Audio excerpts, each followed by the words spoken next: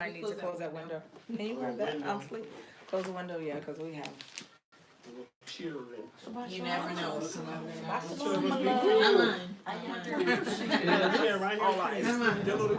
might have to get them. Yeah. Ryan, He's back there. Oh. Because I know how it gets. If you get started, hey, and then you gotta move again and again and You want to again. turn the fan on? We can. Yep. If you want to turn the fan on. you gotta pull the string. This one. Oh, you do. I think it's a tiny one. No, it might be It's the other one. Yeah. How you doing? That one. There we go. Yeah. I think I met you. Yeah, Yes. that's me. Here's You're your good. good. I've been around you good. Anybody wants some CANDY? Ooh, I'll take it.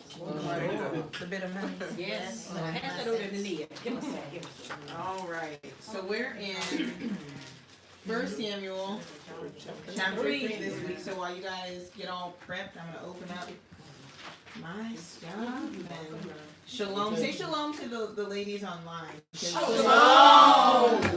They are in there. We started this week. I'll just give you some brief background on how my day was going, since everybody wants to know, I'm sure. So we started this week, we decided we're going to do a children's Shabbat class. And we were going to run it from pretty much like 11:15-ish to like 11:45, okay? I was really excited, had my lesson together. Jazz drew a picture of Samuel serving his linen ephod. It was great. It's great. Got in the classroom, got going. The lesson went great, but only 6 minutes of it recorded. So for all you moms online who were waiting, 6 minutes. I'm gonna leave the 6 minutes up because it actually ends like a really good spot for Thank you. like a snippet. And I'll leave it up, and we're gonna pick that lesson up next week. So the kids will be in 1 Samuel. You'll have time to download the coloring page, and I'll have some other resources for the older children this week. And so. I may do something a little later. I have one of my favorite people here, and it's not you, Shannon. It's Dawson. No, I'm just kidding. I have one of I said, and I may have if he's not burnt out by the end of the day, have him do something on that first portion, do the introduction. Maybe that's just how it was meant to be. So, if parents are looking for a Shabbat lesson, I'm pretty sure he won't tell me no. I'm pretty sure. So we'll probably try to get the introduction up today, and we'll see if we can have Dawson take care of it. Sounds good. All right. Okay, but for us, I'm ready for us. I'm ready for this. All right. 1 Samuel, chapter 3. Did anybody do any reading before they got here? Yes. Yeah. Okay. Alright, good. Because I'm going to read through it, just like I've been doing in the previous weeks. We're going to read through it, but I'm going to take the stuff that pops out, and then we'll kind of discuss a few things. And hopefully we can move through it pretty efficiently and quickly. Okay? Alright, just some background. So the first 2 chapters, we got background. We got who Elkanah was, what tribe he was from, because it says he's an Ephrathite, but we know he's not Ephrathite. We know he's a Levite because he's from the lineage of Kohath, and we learned what his function was and how he was actually had a function serving the temple. So that going up year after year was actually something that he did not only during the traveling feast, but actually as a daily thing, because the Kohathites were given the charge to open the gates of the temple every day. So we got background on that, remember that, and we learned, then the previous week we learned about Hannah, and Hannah's prophecy, more than a prayer, was prophecy, because she actually prophesied the coming king and the Mashiach in her prayer, and we know that that was in no relation to her son, because she prayed that he would be a Nazarite, right? She already knew what she had set him forth to be. Alright, so we went over that. We learned about Eli's sons, and the thing that we focused on last week was but Samuel. That Samuel served before Yahuwah with blinders on, without the distractions of everything else that was going on around him. Chapter 3 is another of my favorite chapters. I think this week, I've read through it a lot. I'm not going to tell you many times because that's not important. Just the fact that I kept reading it and kept going, I'm not going to get it. I'm just not gonna, I get it, but I'm not gonna, it's gonna be too much. It's gonna be too much. And so last night I was sitting down, I was talking to Dawson, giving him my whole life. You guys have to meet Dawson. You will meet Dawson. You'll see him later on for the children's class. And we were sitting down, we were talking, and in the process of the conversation, your wheels start turning. Sometimes it just takes to have a fresh mind and just vibrancy that just gets your, whole thing just, my brain was just like, oh, I'm not fool. Lily fell asleep on him. He was like, it's okay. You can go to bed. I'm like, no, but I'm listening. I'm listening like this, but I'm listening. He was like, Huldah, it's okay. It's okay. I'll talk to you tomorrow. All right, so let's dive right into it then. The theme, it's no secret, because I'm sure it's probably the heading in most of your scripture. Yahuwah calls Samuel. We learned last week that Samuel was serving before Yah. Remember, we learned what before Yah is, with Eli. So we're going to see some of that verbiage change and why that's so important. Okay? Chapter 3, verse 1. And the child Shemuel ministered unto Yahuwah before Eli, and the word of Yahuwah was precious in those days. There was no open vision. Pause. Because can't go past that. Does anybody know exactly what that means? He was serving before Yah during this time, and there was no open vision. It was rare. It was rare. No prophecy. No prophecy. No preacher. Nobody. So it could be that there was absolutely no prophecy, because just in the previous chapter, a prophet came to Samuel. To Eli, I'm sorry, and gave him a prophecy. He was like, oh, your whole house is going to go down because it's terrible. Terrible. Terrible. Right? So, give you a little background. So, there's two words used here. There's the word yakar, and that's the word for precious. And it means something not attainable by human measures. Valuable and not easy to come by. Something that cannot be gathered just by human might. Okay? Then the second word that's used there is the word hazaon, or hazon. And it means, that is the idea of and there were no visions, right? No visions. And it means the ability to see beyond what is seen in the physical, or what is present in as it has to do with the idea of light piercing through a dark place. So pretty much it was dark because there was no light. The people were living in darkness, right? And it has to do with perception beyond normal experiences. So it doesn't mean that people were not living Torah, right? Living the word of Torah. It doesn't mean that people were not living in community. It doesn't mean that people were not still coming to temple and giving sacrifices. It means that they were doing it almost blindly. Because the word it used is, there was no vision. Meaning like they were doing it just by vain repetition. Because this is what's supposed to be done. This is how we're supposed to do it. The way I would put it, with no heart in it. Okay. You know how you do stuff, and sometimes we do things on autopilot. That's it. Okay. Exactly. Gotcha. Where it's just happening because it's what's set up. It's like the snowball effect sometimes, where you can leave something once it starts rolling and it'll keep rolling because it's already in motion. An object in motion tends to stay in motion, right? Unless acted on by equal or opposite or a stronger force. That same thing. It was like that picture was all scientific. That's what was happening. They were just in motion, and what we're going to see is that object of opposing force is getting ready to come in and smack the daylights out of everything, and we're going to see it. Okay. So the other word was this word of, it says no open vision. So open is the idea of light, being able to be seen, and that word hazon. I think I may have defined it wrong. Hazon is open, and peretz. Make sure I get it right. It was Peretz? Yeah, here I go right here. Which one is that one for? It was your Hebrew Strong 6555. It's Paratz. Yeah, for the English word. What is the English word that you, before you clicked it? It was open. Open. Okay. Open. So open, right. So I did have the vision right. Vision, open. Because Hebrew is cheese cream. It's always backwards. So I'm like, I'm reading it and I'm like, did I give the right word first? So we got vision, which is chazon. And so open is Peretz. And it has to do with the idea of plowing or breaking forth or to uncover. So it was like a wall. Mm-hmm. There was a separation. And it happened to be the disobedience we saw in the previous chapter.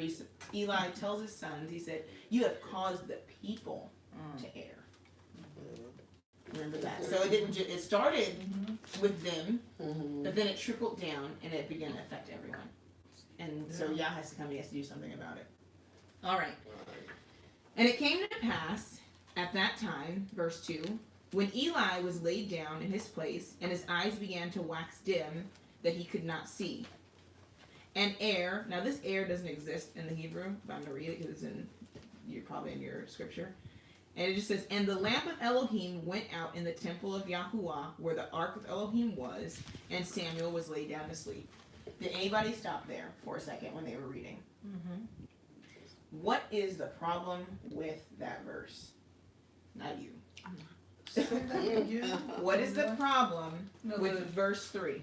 It says, and the lamp of Elohim went out in the temple of Yahuwah, where the ark of Elohim was, and Samuel was laid down to sleep. What's the Because problem? mine says that the lamp of Yah had not yet gone out. That's not That's weird. That's why I was asking. Yeah, that's it. It literally in the Hebrew it went out. Ain, not there. Wow. That's a problem. It is. Because that's a temple when his light's not there. What is it? Does anybody know what? If you don't know off the top, we're gonna get to it. But does anybody know what the problem with that is, though? Torah based, not just because, not in a spiritual sense, but on a physical sense. Anybody remember? The wickedness that It was should not done. have. Yes, say it. It should not have gone out. Shouldn't somebody have been there to make sure that? The light in the temple burns continually. Right. Let's read it. Let's go to Leviticus 24 Right. and 2. That was the job of his sons, right? See, look, that's like, oh no. Leviticus 24 and 2.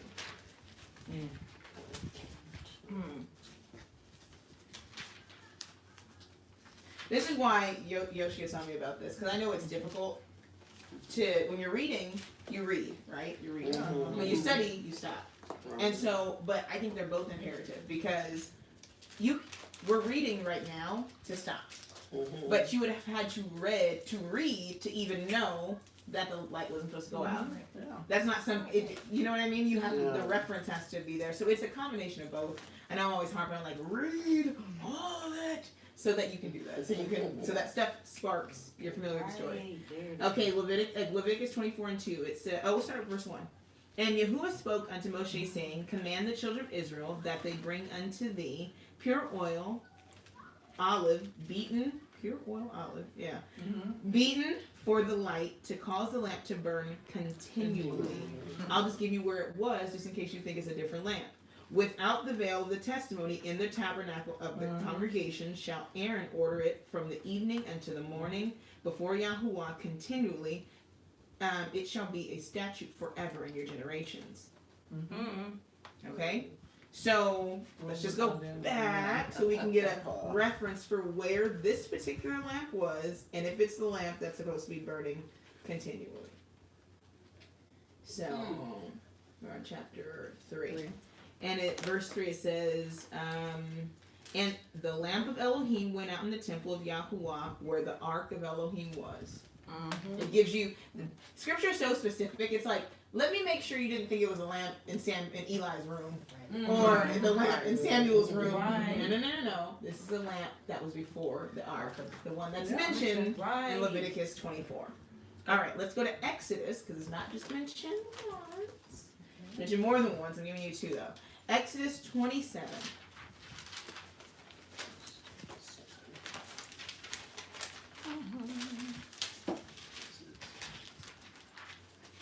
And we're going to start at verse 2. No.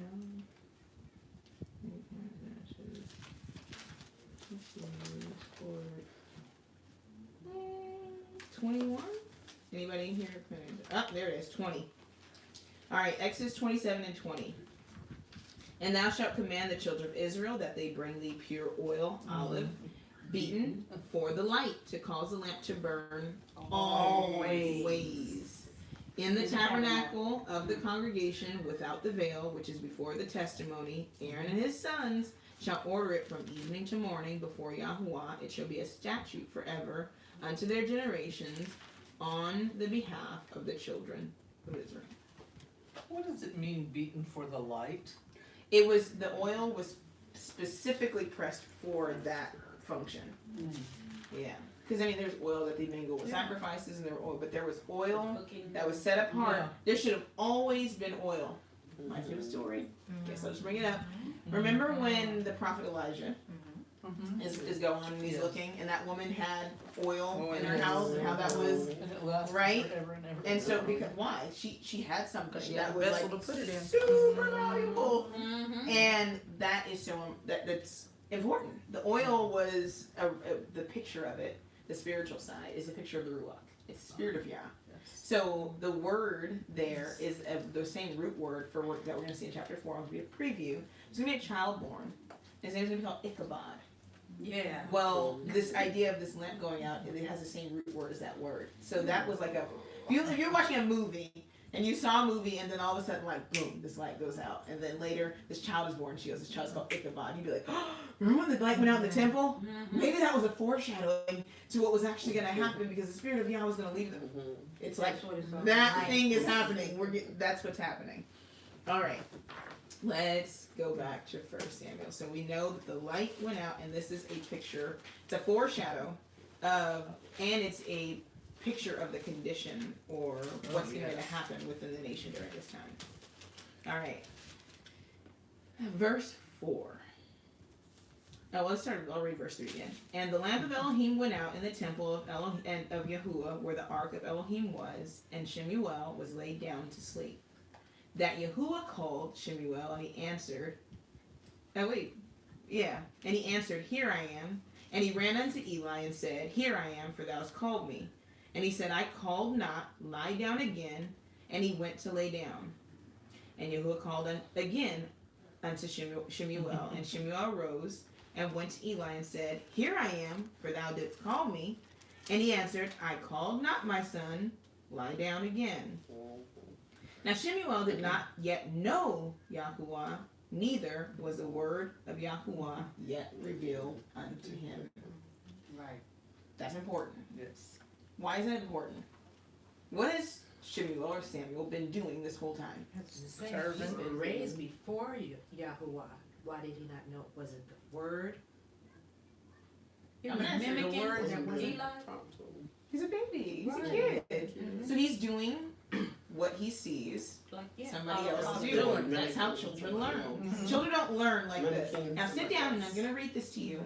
No, children learn by action. So what has he been doing this whole time? Mimicking. He's been Mimicking what he ministering saw. to Yah before Yah with Eli. Yah's watching as he's ministering alongside Eli. So it says, it's verse 7, it says, Now Shemuel did not yet know Yahuwah, neither was the word of Yahuwah yet revealed to him. Up until this time, Shemuel was doing everything out of obedience to Eli. Right? So you talk about this kid that gets dropped off. We said roughly maybe 3. We're just giving early. So he doesn't know. He's in a child. He has this little ephod on. He's just like, blinders on though. This is what he tells me to do. He's doing it. This lends something to the character of Eli. Because he has a pretty bad rap right now. Yes, he did. Right? His sons are out of control. Remember we talked last week about the ability to right your wrongs.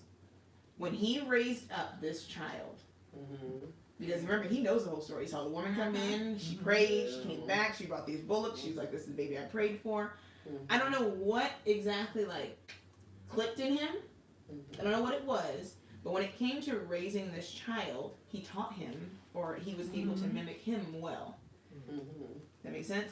So what could be, and this is just an inference, it could be that Eli had realized, okay, I'm getting old, and I messed up the other 2 boys. I mean, I did, because it doesn't necessarily say he was, it does say he participated because he didn't stop them. But it doesn't necessarily say he was as corrupt as them, if you get what I mean. But not stopping them is honoring them, like Yah said, above me. Because really they should have died. He should have been the one that said, I'm going to kill you. I don't care that you're my own. So this child that's lent to him, he raises him, obviously, in the way of Yahweh. Is he trying to get it correct because that man came to him and told him what you gonna It's cut off too your late. Well, we're gonna see what that is. We're gonna hear one final thing from Eli, and it's gonna be directly related to what happened with that man. So Eli taught Samuel to properly minister. He taught him the ways, taught him the ropes, right?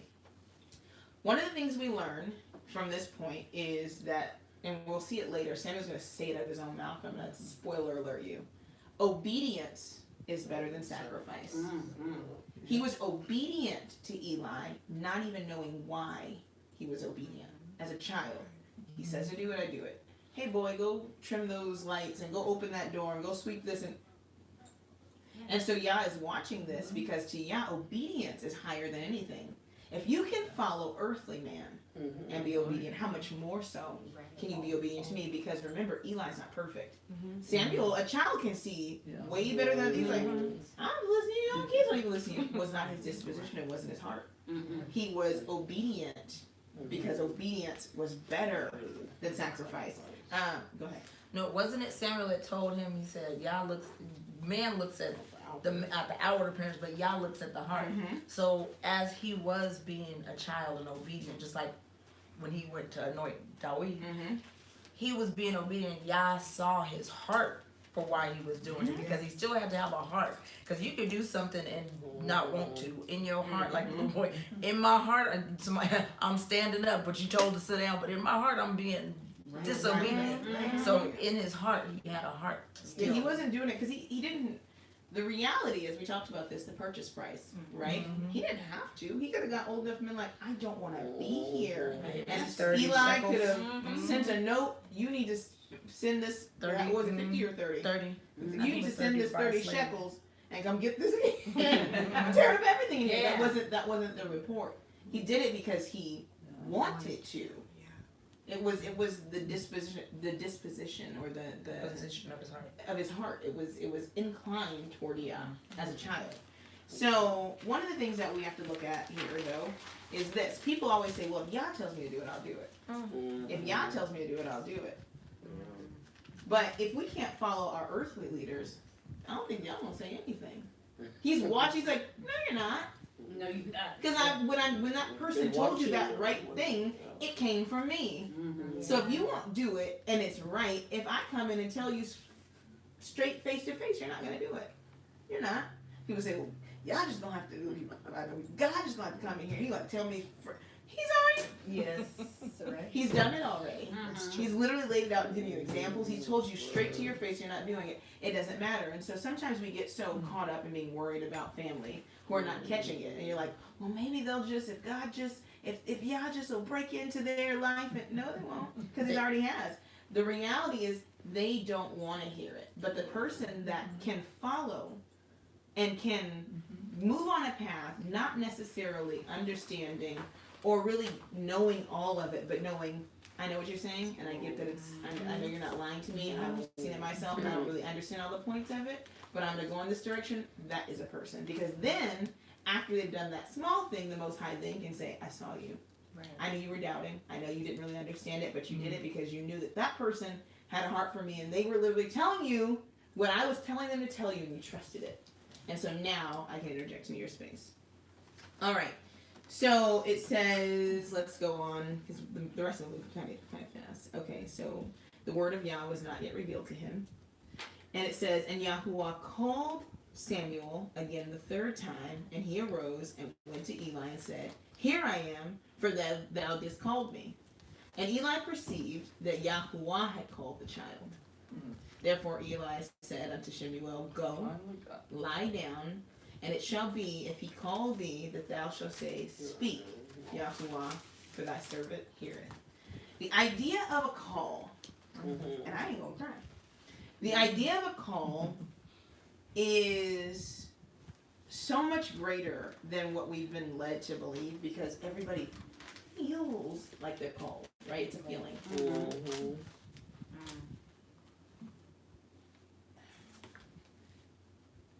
when Yah calls a person, and this is how you know a Yah called person, it's not a feeling. The word for call in Hebrew is the word kara. It's literally like Vayikra, like the book of Leviticus, and he said, or he spoke there, he called forth. The idea, and when you hear this definition, it's going to make Leviticus look like, oh no, I need to go back and read it. The idea is, it's an appointed meeting time. I'm stepping down to talk to just you. This is your call. And in order for you to walk out and live in this call, you have to know that this experience is so real. It has to be so real for you, not anybody else, that no matter what happens, you stay on this path. So literally, I'm gonna read you a verse because it's literally right there. It's coming up next. Yah literally stands before Samuel. It's in there. I kept looking. I'm like, wait, what? How? Who? When? This is one of those books I told you that will help you get your whole messianic life. Because one of the questions I had when I was working on this book, I was like, did our ancestors, I think I mentioned this last week, did they have an idea of Yah literally communing or dealing with man face to face? We see it with Moses, right? The 70 elders when they're up on the mountain. And we see it in the garden, right? And it says that Yahuwah came walking in the cool of the day. But me and you should talk about this. I don't know if maybe I'll save this, but I'll just throw this out there. It's almost like Terminator. Like, hello future, hello past, hello present, all at the same time because time doesn't matter, yeah? Right? I'll just leave that out there. You have this picture where Yah has an appointed time. He's been watching, he's been watching, he's been watching. It's time. And it's not time in the sense that I'm going to tell somebody else to tell you because that's not how a prophet's called. A prophet has to have spoken directly to Yah. Right? All right. 1 Samuel 3, verse 9. Therefore Eli said unto Shemuel, go lay down, and it shall be that if he call thee, that thou shalt say, speak, Yahuwah. He knew who was talking to him. For thy servant heareth. So Samuel went and lay down in his place. Verse 10. And Yahuwah came and stood and called as at other times, Shemuel, Shemuel. And then Shemuel answered, speak, for thy servant heareth. Verse 11. And Yahuwah said unto Shemuel, behold, I will do a thing in Israel at which both the ears of everyone that hear it shall tingle. Remember I was telling you that light going out and he's getting ready to do something. It was a foreshadowing. He's telling him, I'm getting ready to do something. Okay? Okay. It says, in that day I will perform against Eli all the things which I have spoken concerning his house. When I begin, I will also make an end. One of the things that this does, it confirms whoever that random prophet was in the previous chapter. We know not who he is. We know not where he comes from. But Yah comes to confirm this prophecy. Because for Eli, you'd be like, okay, that was a word from Yah, but how is it established? How will I know when it's going to happen, right? Yah comes and literally tells it to Samuel. Now, can you imagine being a child? Like, you know, like you overhear something you know you're not supposed to hear. You're like, oh, you guys see. This is literally Samuel's attitude. He's like, oh, no. I can't. Okay, so he goes, verse 13. For I have told him that I will judge his house forever for the iniquity which he knoweth, because his sons made themselves vile, and he restrained them not. And therefore I have sworn unto the house of Eli that the iniquity of Eli's house shall not be purged with sacrifice nor offering forever. And Samuel lay until the morning and opened the doors of the house of Elohim, or Yahuwah, and Samuel feared to show Eli the vision. You over here some days where you're like, how am I going to say how am I going to talk to him? How am I even go serve today? I know too much. You've been exposed. One of the things that Samuel does, because I always like to make sure that when we go over something and it comes out again, that we get it. Because it's like, it was so exciting, all the things that happened, we read over something that we learned. What did Samuel do when he got up that morning? Open up them doors. And what was the function of his tribe? To open the doors. To open the doors. He was not functioning in the temple as a high priest. He was functioning under his function. Does that make sense? Right. Okay, so 1 Chronicles 9:23. Let's see what the Kohathites were supposed to do for the temple of Elohim. What was that? 1 Chronicles 9:23.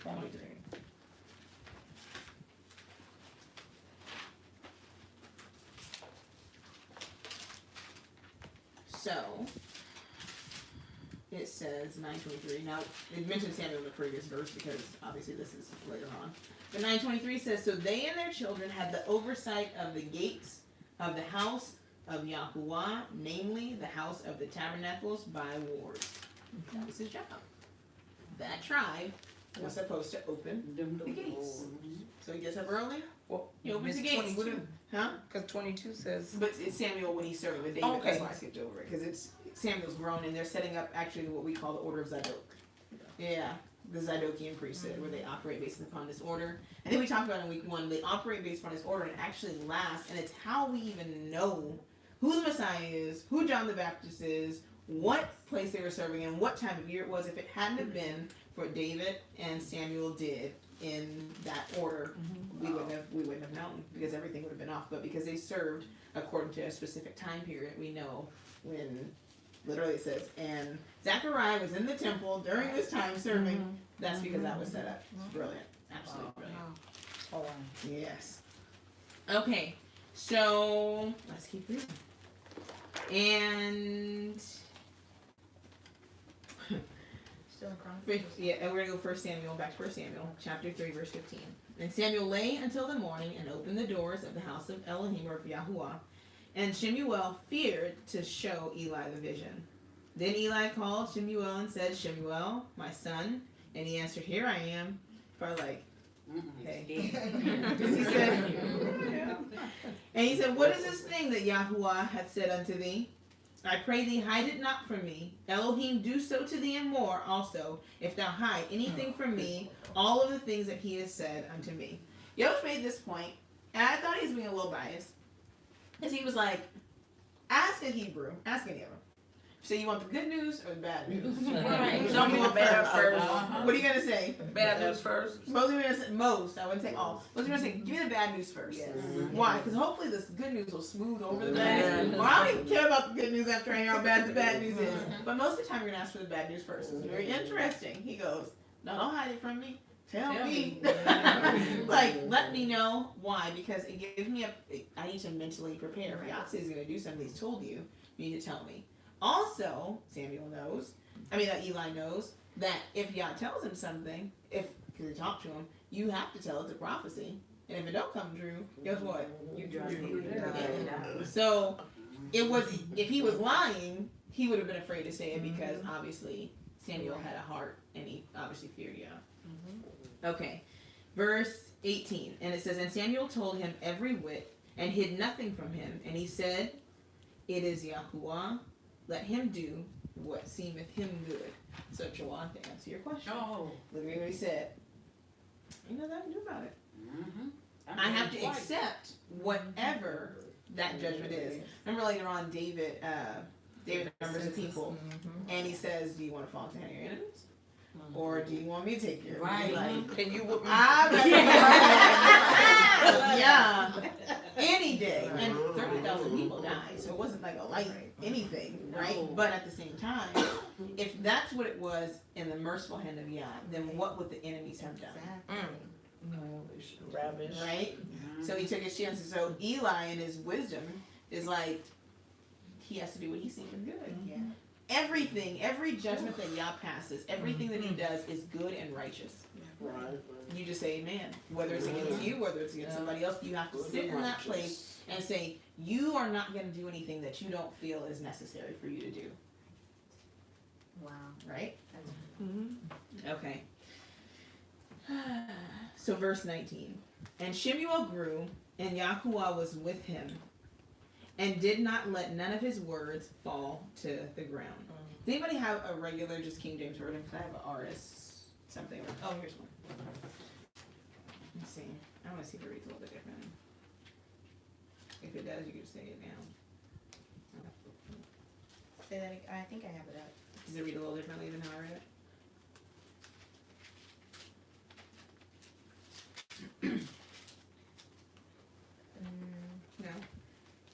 see. And Samuel grew. Yeah, it's about the same. Yeah. But see, in this one, and I hate when that happens. Okay, but anyways, it says, and Shemuel grew, and Yahweh was with him, and did not let none of his words fall to the ground. Mm-hmm. So, the difference between, and I'm going to deal with this, I know we've heard it a bunch of times, but there's never enough of this one. The difference between keeping the word, or the law of Yahweh, and breaking it. The word here is, the word picture here is a functional picture of what it means to keep Yah's word. Not letting any of it fall to the ground. I'm guarding it, I'm protecting it, right? The idea of breaking Yah's law, right, is the idea of laying it on the ground, or laying something on the ground so it can be trampled. So he says letting it fall to the ground. Two Hebrew words, shamar, to keep, shabar, to break. Very close, right? Shamar and shabar. The idea of shabar is breaking or bursting open of the grain on the threshing floor. So it's putting something down on the surface so that it can be trampled over, right? And then the idea of keeping it is to guard it from that happening. Turn with me to Exodus 34 and 1. Interesting. We get a picture, literally a picture of somebody trying to break Yah's law because of the ramifications it may have for other people. It's better for me to just break it, and so you don't have to deal with it because I know you can't keep it. Anybody know that? Anybody know who that person is? Okay, Exodus 34. Very unlikely character, maybe, for some of you. Exodus 34:1. And Yahuwah said unto Moshe, hew thee 2 tablets or tables of stone, like unto the first, and I will write upon these tablets the words that were in the first tablets, which thou breakest. You remember what he did with them? Yeah. When he came down and he heard, and he threw them down and broke them. Breaking or teaching people to break Yah's law does not negate the fact that this law still stands. It's still there. The consequences are still there, and so Yah proves, he goes, if you don't go back up here, it's not going to change anything. The things that I've told you, and the blessings and the curse, and the things that I've given upon these people are still going to stand. I don't care if you teach them that they don't have to do them, they're still required and they're still held accountable based upon this standard. So Samuel does the opposite. He guards them. He does not let any fall to the ground. None of his words shall be trampled underfoot. Okay? 55:11. The idea of keeping the law is to guard it from being trampled underfoot. Alright, let's go on to we're almost done. Verse 20. And all Israel, from Dan even to Beersheba, knew that Shemuel was established to be a prophet of Yahweh. It's gonna have my screen. But because technology is a pain, I'm afraid our page. I was gonna draw you a picture of Dan to Beersheba. Pretty much the idea of Dan to Beersheba. It can also be idiomatic of from the top of Israel to the bottom. Everybody in the land knew that Shemuel was established to be a prophet of Yahweh. What is a prophet? I think I've given you guys this this definition before. Does anybody know? No. A prophet, first we're going to do with established. Established means amen, or amun, or aman, which means to be securely fastened. It was known, it was secure, it was directed, it was steadfast, he didn't waver. That was how the people knew. It's funny, people even do that nowadays when you meet people and you'll be like, I knew you were a preacher. Like they'll be in a setting and like all this crazy stuff is going on and I knew you were a preacher. I knew you were a teacher. I knew you were a moray. I knew. How? How do people know? How do people just like go up to you like, hey, you read the Bible, don't you? You'd be like, maybe. Why? There's something about the work of staying securely fastened, meaning walking and not letting that word fall to the ground, that immediately catches people. Because they see what everybody's doing. Remember, people are always watching us. They see what everybody is doing. They say, this person stands out. They're not like these people. I've seen these people. I've seen what they do in this temple. I've seen Eli's sons. But have you seen Samuel? Have you seen Shemuel? Have you seen how he walks before Yah? Have you seen how he serves? Doesn't mean he was up on the log. Doesn't mean, because he's hilarious. We're going to learn something. Samuel's funny. You're gonna learn he has a character, he has a personality, but when it comes to Yah, he don't play. That's where the I'll dance and like Yoshua said, I came piping and dancing, right? All those things are great, but when it comes to this word, there's no like left or right, here or there, wavering in no way, shape, or form. And so that's why it was when he said something, it came to pass. When he said something, it was true. When he said something, or he said Yah said something, you can rely on it. So he was established, right?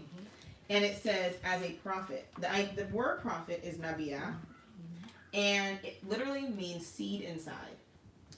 A fruit that hides the seeds inside it is like the picture. It's like the fruit, and then it's the man, and he's hiding the seed, which is the word inside of it, right? And it literally, the functional, the picture of what a prophet is and how he is almost mystified in a sense, is because he has a knowledge of something that is not known by the five senses. Hebrew is all five senses. Everything about Hebrew is see, touch, taste, smell, feel, hear. It's five senses. A prophet, right, has something cultivated or growing inside of him that's directly connected to the Father. It's not that it's not true. It's just something that you wouldn't see on the surface because you're not the prophet. You're not the person that Yah has chosen to uncover or to reveal this particular truth. And that's why not all prophets did the same thing. We have major prophets, we have minor prophets, we have them come in during certain times. Different prophets for different, I hate to use this word, but dispensations or different time periods, right? Because there was something in that person, like Jeremiah. Oh, before you even knit in your mother's womb, I knew you. Why? Because I put the seed in you. So when you grew up old enough, I could pull that out so you could tell these people this one thing. Right? So that was a prophet. It wasn't something that could be known. Because remember, everybody was arguing with Jeremiah. Oh, that's not going to happen. Yeah, you can't see it. I've been chosen to see it. Same thing for Samuel. You're not going to see what's going on. But I've been chosen, but the people respected that. He was established. All right, and verse 21, my favorite. And Yahuwah appeared again in Shiloh, for Yahuwah revealed himself to Shemuel in Shiloh by the word of Yahuwah. So how does Yah reveal himself? By the word. By his word. First stands before you. Come with me to Psalm 105 and 19. Keep telling people he doesn't reveal himself any other kind of way. People want shortcuts and they want to. It's not any kind of. Samuel has to learn the same way. David, Solomon with all his wisdom. Word, word, word, by his word, by his word. I only speak and do things by my word. Okay, Psalm 105 and 19.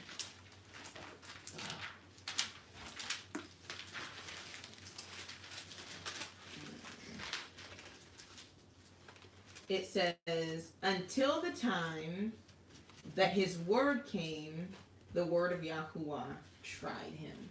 If you go back and read the whole thing, he's talking about the king. Look at it. The word is the thing that tried Samuel. Right? The word came to him, and it's the thing that established him. Ephesians 1 and 9.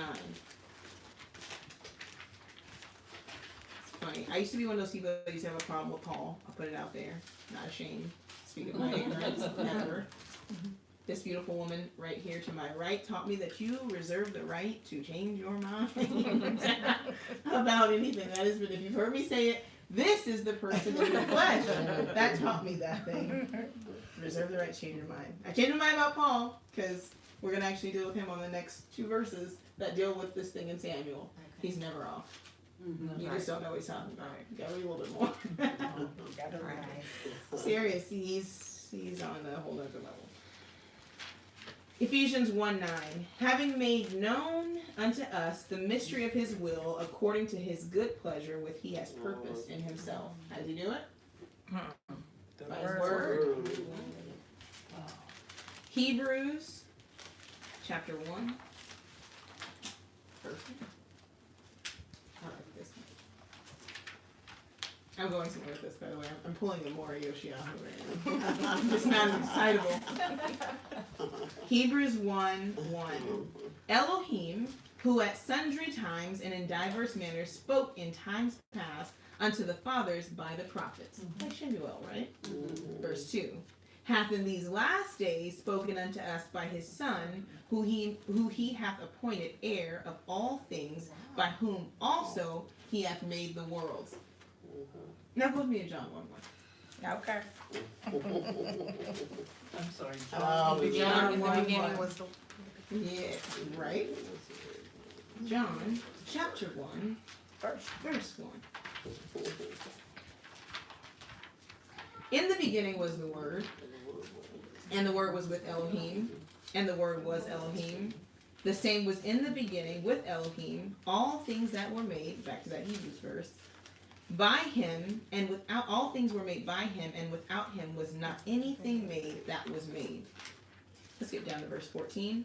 And the word of Yahweh, and the word was made flesh and dwelt among us, and we beheld his glory, the glory as of only begotten of the Father, full of grace and truth. I'm glad you did it that way.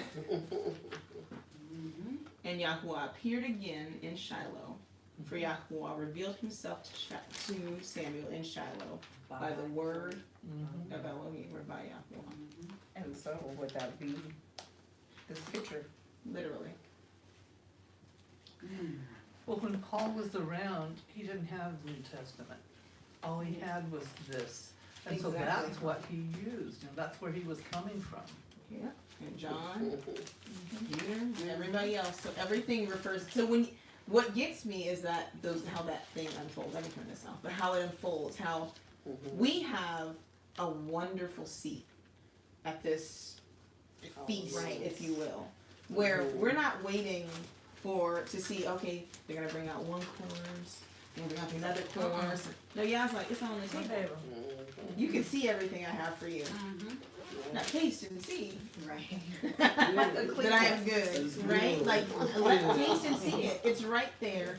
Eat it, because as we're looking in these obscure places, I call the books that have stories like this obscure places, because people get so caught up in the story and the character that they miss the point.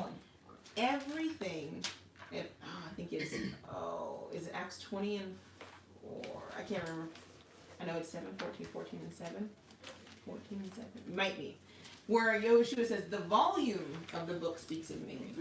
Sometimes we get so caught up in looking at the stories that we forget that every single thing and everywhere and every crevice and every corner, it's pointing us back to that picture. Right. Psalms 40 verse 7. Psalm 40 and 7. And so then it's Acts 7 and I try to remember it because it's actually like flip-flopped. And Hebrews 10:7.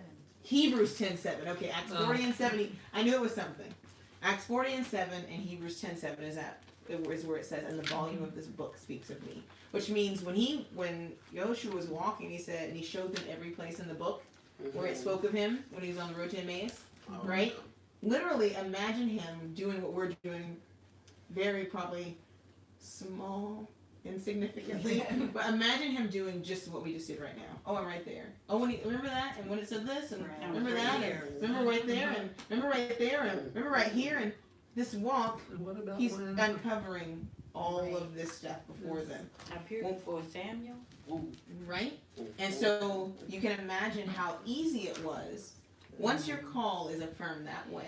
Remember Paul? Paul literally, what he said, Yahushua taught me personally. Did Samuel say the same thing? Yes. Can he say that the master literally was his teacher? Was the word his teacher?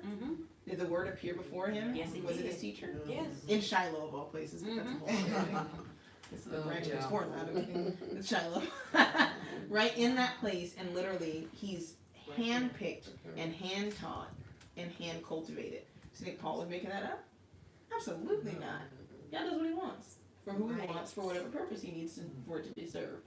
It's not, these things, we've seen them before, but because we're so far removed, because we live in that place of, and there is no open word, and there is no vision. That's the point where we're in, right? We can't see it. Can't see it, but those of us that can see, right? We see it plainly. Next week, we're on to chapter 4. Chapter 4 is full of tragedy. It's tragic. It's absolutely tragic. So, we're gonna read through chapter 4 ahead of time, and we're gonna do the same exact thing. We're gonna just walk through the text. We're just gonna walk through, just peel back the layers, peel back the layers, peel back the layers. Because in the process, we're progressing. That is the whole reason why this book is the way it is. This history is the way it is. Our culture is the way it is. It's because it's progressing to a point. And as we live in, we're living in or living out the things here. So we have to know how they move and where they're moving to. All right. So chapter 4, and see you next week. So where it says, without a vision, the people perish.